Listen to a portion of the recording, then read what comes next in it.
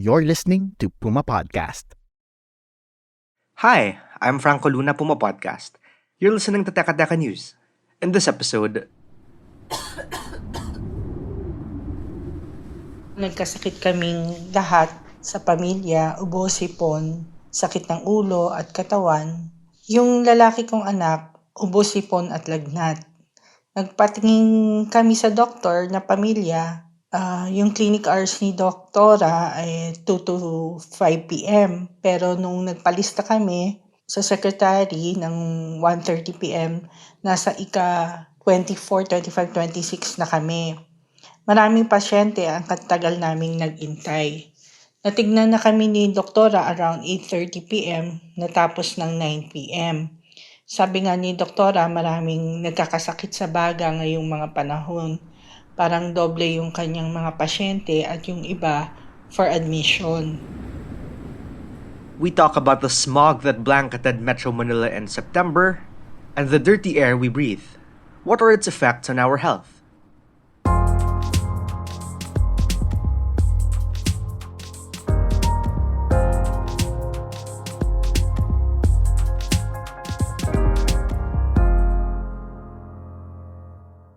On September 22 and 23 this year, Metro Manila experienced extreme smog events.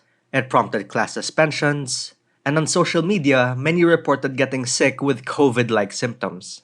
FIVOX initially put out a statement saying the smog came from Taal volcano, and they called it VOG, but the Department of Science and Technology eventually walked it back. Instead, according to DOST Secretary Renato Solidum, nagkaroon ng thermal inversion sa Metro Manila. He explained that normally the higher the altitude, the cooler the air. But in thermal inversion, quote, yung malamig na hangin nasa ibabaw lamang, unquote. Hindi ba we learned in school that hot air rises and cool air sinks? In thermal inversion, the cool air remained on top, trapping the pollutants from cars underneath it. That was the visible smog we all saw and breathed into our lungs in September.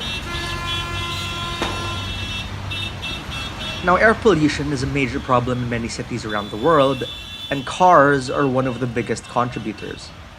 Exhaust fumes from cars contain a variety of harmful pollutants, including particulate matter, ozone, and nitrogen dioxide. These toxic substances can have a serious impact on our health, both in the short term and the long term. Air quality has been our problem since like decade or so, but people don't feel that it's important unless they see it. So there are times that smog is not visible, and then when people start to see this kind of smog, they feel like the air is not doing good, but actually it's not in a good situations for the past many years. That's Rhea Pescador Malyari. She's the Sustainable Cities campaigner for Greenpeace in the Philippines. Air pollution has been so bad, the World Health Organization has declared it a public health emergency, causing 7 million premature deaths every year. In 2018, the WHO said that the Philippines is actually the third highest in the world for air pollution-related deaths. Air pollution in the Philippines is 3 times higher than the safety limit set by the WHO. And actually, 9 out of every 10 people around the world, particularly those living in cities, are breathing air that is not consistent with WHO air quality standards for breathing and being healthy. That's 9 out of 10 breathing polluted air. And air pollution is harder on those who have respiratory health issues. Sinabi ko kay doktora yung history ng mga anak ko na nagkaroon sila ng primary complex nung bata at medyo mahina nga ang baga. Sabi niya sa amin, usually nagtitrigger ng asthma and allergies, ubo at sipon, yung pabago-bagong weather, mainit tapos lalamig, pati na rin yung smoke, sigarilyo, dust, lahit kasi sa side ng asawa ko yung asthma. Sabi din ni doktor, usually paggabi ang sumpong ng ubo, allergy yun.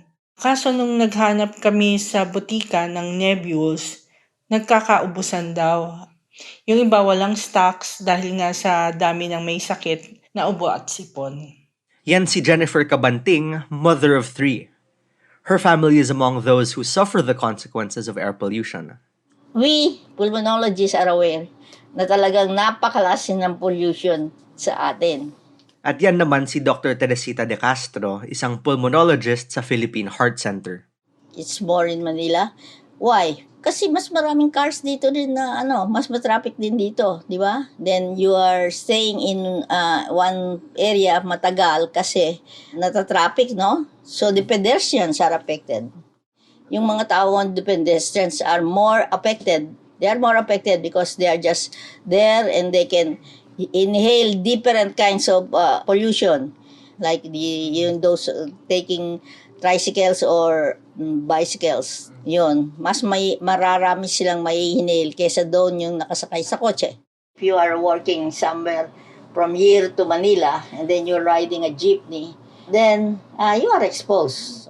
Halimbawa nga, I walk something like 10 kilometers every day. So you are exposed more than people who are taking cars and taking other vehicle. Kasi kung lalakad ka lang sa tabi, palagi yan, araw-araw, pagpasok mo, you inhale the smog.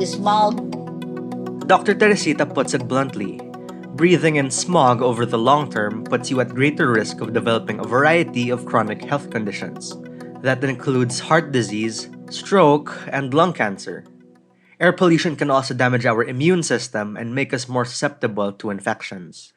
And with 94% of Filipinos relying on public transportation to move around the city, the smog and air pollution is as much a transportation issue as it is a health issue.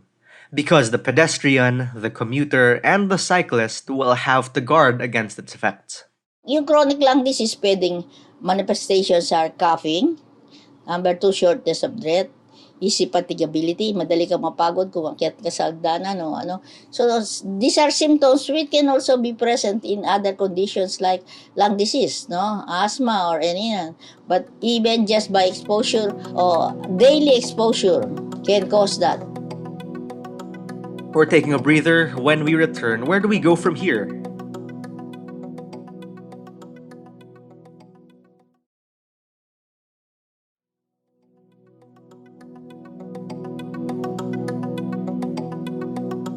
So what can we do to keep ourselves safe from the smog that we have no choice but to breathe into our lungs all day?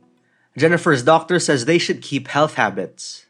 Bali, advice niya matulog ng 8 to 10 hours, rest, inom ng maraming tubig, mag-nebulize, at uminom ng mga niresetang gamot.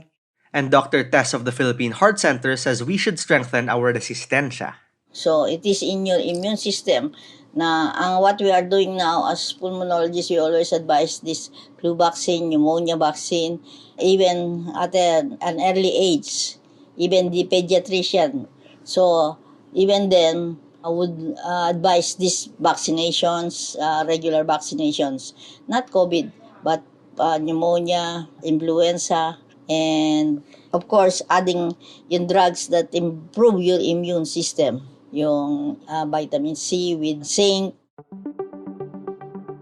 And to protect Metro Manilans from the ill effects of air pollution, it is suggested that 1. We wear masks outdoors, 2. We close our windows to avoid dirty outdoor air, 3. We run air purifiers, and 4. We reduce outdoor exercise. But what about the root cause of our health problems? What can we do to stop smog, to reduce air pollution, so that we can all breathe clean air? Now, the Department of Environment and Natural Resources is supposed to monitor the quality of the air we breathe. But according to the DENR's website for real-time ambient air quality monitoring in Metro Manila, 10 of its 17 stations that detect specific pollutants were listed as offline. That means more than half of the monitors are either not working or non-existent. Paano ba yan? Di ba sabi nga, you can't fix what you can't measure? If we remain on that no business as usual scenario without a big leap in a really change of our transport system, we are doomed to have this kind of problem. Rhea from Greenpeace says that unless something changes, our collective health will get worse and worse. This is a very complex problem, not just about development. Kasi hindi lang yung tao yung looking at it as a status symbol. You can hear politicians saying that it's a sign of economic development. So when you're stuck in traffic, they say we're already a developing nation and our economy is good because there's traffic. And it's really a mindset that we wanted to change. And this kind of problems need a whole society approach. Let's hear it from the WHO's Dr. Maria Neira. Well, clearly the best way to reduce air pollution will be stop burning fossil fuels. I mean, that combustion of the fossil fuels is contributing not only to climate change, but to generate this high level of pollutants that then end up in our lungs. So changing that policy around which source of energy we are using will be one of the most effective. Legislation, go for enforce the air quality guidelines of WHO. But if we go to concrete measures, of course, at the city level, you have mayors now going for changing the transport, the public transport system they have, promoting a more sustainable ways of public transport, reducing the use of private cars, going for more efficient energy use of our buildings, making sure that they reduce the traffic congestion in certain areas. The World Health Organization and environmental groups are calling on governments to take action to reduce air pollution. They want the government to invest in public transportation and make it easier for people to walk and bike. Obviously, as an individual, the best you can do is to put pressure on your politicians, on your mayors, make sure that there are systems to monitor the air quality that you are breathing every day in your city, and by doing so, ensuring that measures are taken at the political level. If the situation on air pollution is really bad, if we take measures, there is optimism, and we still need to put in place measures on sustainable transport, clean and modern use of energy sources, and all our way of consuming, recycling. And therefore, we will be able to tackle this huge problem of air pollution. Tackling the causes of climate change will bring enormous benefits as well on reducing the causes of air pollution and therefore contributing enormously to our health. And that was today's episode of Teka Teka News. Again, I'm Franco Luna. This episode was edited by Freddy Blanco.